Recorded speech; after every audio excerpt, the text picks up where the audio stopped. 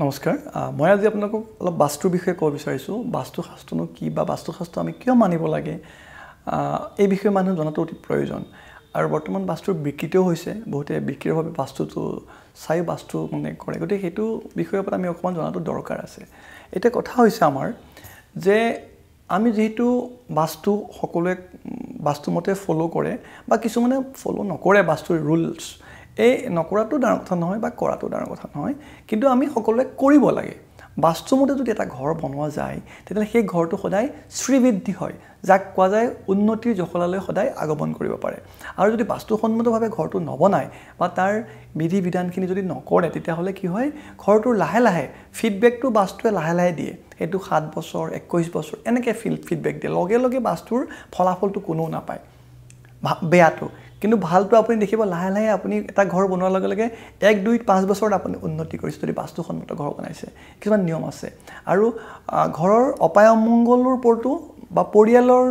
বেয়া ভাল হোৱাৰ ওপৰতো পৰিয়ালৰ মাজত খাম খেলি কাজিয়া পেছাল বা পৰিয়ালৰ লৰাটো বা ছোৱালীজনী বেয়া হৈছে এইবোৰ বস্তু বা স্বামী স্ত্ৰীৰ মাজত কাজিয়া এই গোটেই বস্তুবোৰ বাস্তুসন্মতভাৱে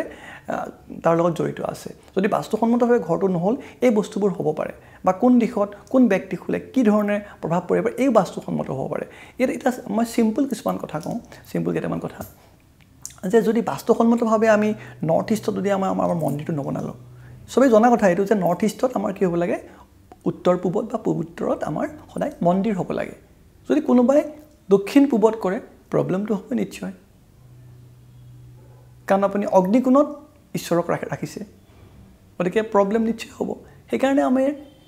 নৰ্থ ইষ্টত সদায় মন্দিৰ হয় ঠিক তেনেকৈ আপোনাৰ কিচনটো সদায় উত্তৰ আৰু দক্ষিণত হ'ব লাগে সৰি পূব আৰু দক্ষিণত হ'ব লাগে অৰ্থাৎ ইষ্ট আৰু সাউথত হ'ব লাগে এই কোণটোত হ'ব লাগে আপোনাৰ পাকঘৰটো ঠিক তেনেকৈ লেটিংটো আপোনাৰ ঘৰৰ সদায় পশ্চিম দিশত হ'ব লাগে বা বহুতে বায়ুকোণতো লেটিংটো বনায় টেংকি বনায় সেফটি টেংকিটো গতে পশ্চিম বা বায়ুকোণত নহলে আপোনালোকে কেতিয়াবা পশ্চিম আৰু দক্ষিণ কোণতো কেতিয়াবা কৰা যায় এটা কথা যে জমা পানীটো ক'ত ৰাখিব যেটো জমা পানী যেটো আমাৰ ধৰক গা ধোৱা পানী বা এনেই পেলোৱা পানী সেই যেটো টেংকি সেই টেংকিটো আপোনালোকে উত্তৰ পূবত কৰিব পাৰে ঠিক তেনেকৈ আপোনালোকৰ ধৰক ব্ৰহ্মস্থানটো যেটো এটা ঘৰৰ ব্ৰহ্মস্থান থাকে মাছ মজিয়াত এটা ব্ৰহ্মস্থান জোখা যায় তেনেকৈ আমাৰ নভাগ কৰি পেলাই আমি তাত আমাৰ কেবাজনো দেৱতা আছে এই দেৱতাসকলক আমি ভাগ কৰি পেলাই আমাৰ এটা ব্ৰহ্মস্থান আমি মাজতে ব্ৰহ্মস্থান এটা আছে এই ব্ৰহ্মস্থানত কেতিয়াও মানুহৰ খোৱা ৰুম হ'ব নালাগে আপুনি পূজাৰ ৰুম কৰিব পাৰে ব্ৰহ্মস্থানত বা আপুনি তেনেকৈ বেলেগ কৰিব পাৰে কিন্তু আপুনি তাত ড্ৰয়িং ৰুম কৰিব পাৰে ব্ৰহ্মস্থানত কিন্তু কেতিয়াও এই ব্ৰহ্মস্থানত আপোনালোকে কেতিয়াও নিজৰ খোৱা ৰুম কৰিব নালাগে মানে ব্ৰহ্মস্থানটো সদায় উন্মুক্ত হোৱাটো বেছি ভাল আৰু সেফটি টেংকি বিলাক যিবিলাক আপোনালোকৰ হেভি বস্তু ক'ত ৰাখিব সেইটো সাউথ কৰ্নাৰত বা সাউথ আৰু ওয়েষ্টত ৰাখিব পাৰে ওয়েষ্ট যেটো কৰ্নাৰ তাৰ ওপৰত আপুনি হেভি সেইটো ৰাহু স্থান গলে ৰাহু স্থানটো বহুতে কয় উন্মুক্ত ৰাখিবলৈ কিন্তু উন্মুক্ত হলে ৰাহুটো বেছি এক্টিভেট হৈ যায় গতিকে সেই স্থানটো আপোনালোকে সদায় গধুৰ বস্তুৰে থাকি ৰাখিব লাগে বা নিজৰ গেৰেজটো বা গাড়ী গেৰেজটো আপুনি তাত কৰিব পাৰে কাৰণ এইটো যান্ত্ৰিক বস্তু সেইটো পশ্চিমত আপোনালোকে ৰাখিব পাৰে গতিকে এইবোৰ সৰু সৰু কথা ইয়াৰ লগতে আপোনাৰ মেইন গেটখন মেইন দুৱাৰখন কিন্তু এই ক্ষেত্ৰত মই এটা কথা ক'ম যে আপোনালোকৰ যেটো ঘৰৰ সন্মুখ ভাগ বা ঘৰটো কোনফালে মুখ কৰি আছে কিছুমান ঘৰ দক্ষিণ ফালে মুখ কৰে দক্ষিণ ফালটো কিছু পৰিমাণে নিগেটিভ এনাৰ্জি আছে উত্তৰ ফালটো আৰু পূব ফালটো সদায় ভাল হয়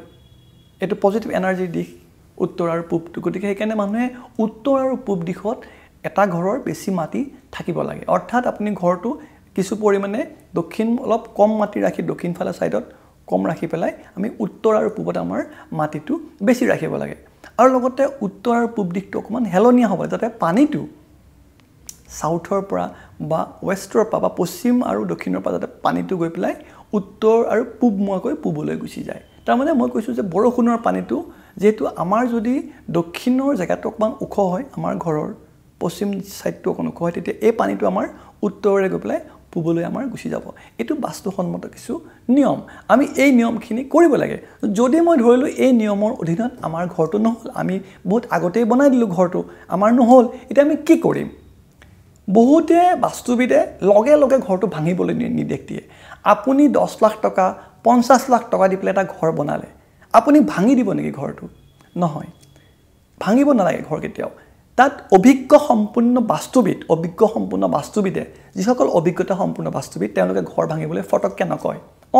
কিছু পৰিমাণে আপোনাক অদল বদল কৰিব পাৰে আপুনি অদল বদল বা ৰিমেডি কিছুমান আছে কিছুমান বাস্তু যন্ত্ৰ আছে বা কিছুমান ৰিমেডি আছে এই ৰিমেডিবোৰ কৰিলে আপোনালোকে বাস্তুৰ পৰা সুফল লাভ কৰিব কিন্তু ফটককে ঘৰটো ভঙাৰ আগতে কেইবাজনো বা 2-4 জন মান বাস্তুবিদক দেখাই ল'ব এজন বাস্তুবিদক দেখাই আপোনালোকে কেতিয়াও ঘৰ ভঙাৰ ডিসিশনটো নলব কিবা প্ৰকাৰে সেই ঘৰটো কিছু কাম কৰিব পাৰি নেকি সেই বিষয়ে আপোনালোকে আগতে আলোচনাটো কৰি ল'ব সেয়ে মই এই ক্ষেত্ৰত বহুত মই পৰামৰ্শ জ্যোতিষীলৰ পৰামৰ্শ লৈছো বাহিৰৰ বাস্তুবিদৰ লগত আমি কথা পাতিছো বা আমাৰ যিসকল গুৰু আগতে আছিল তেওঁলোকৰ কথা পাতিছো যে সদায় ৰিমেডি কৰি ফাৰ্স্ট চাব লাগে ৰিমেডিটো বহুতখিনি এনাৰ্জিটো পজিটিভ হৈ যায় এনাৰ্জিটো পজিটিভ হলে আমাৰ বাস্তু দুখটো নালাগে গতিকে আমি বিভিন্ন ক্ষেত্ৰত এটা টেংকিটোৰ আমি যদি আমাৰ টেংকিটোৰ প্ৰবলেম আছে ধৰিম সেফটি টেংকিটো আমি জায়গাত নপৰিল বেলেগ ফালে পৰিল তাতো প্ৰবলেম হ'ব পাৰে মই নকওঁ যে প্ৰবলেম এটা উত্তৰপূব টেংকিটো হলে আপোনালোকৰ বিভিন্ন বেমাৰ আজাৰ বিভিন্ন ধৰণৰ বস্তু হ'ব পাৰে আৰু বা আপোনাৰ যদি পূব আৰু